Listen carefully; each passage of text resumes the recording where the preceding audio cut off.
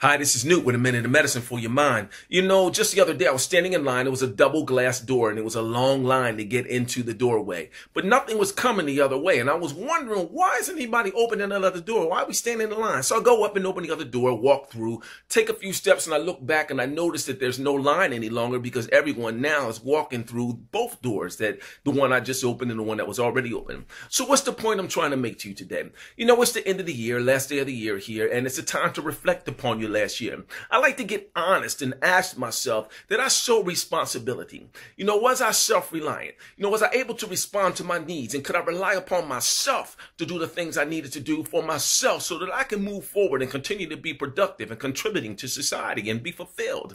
You know, a lot of times we stand in line and wait for someone to open that door for us. And I'm encouraging you not to do that. I'm trying to let you know that, man, you are a special person. God created you on purpose, with the purpose.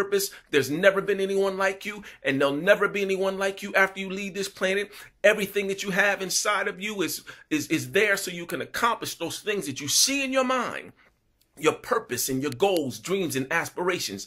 All we have to do is do it. So don't stand and wait for someone to give you favor or an opportunity or make a way for your goals and dreams and aspirations to happen.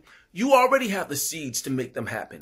All you have to do is activate them. If not, you'll be standing in line waiting to get through that one doorway like everyone else was before I decided to open the door for myself.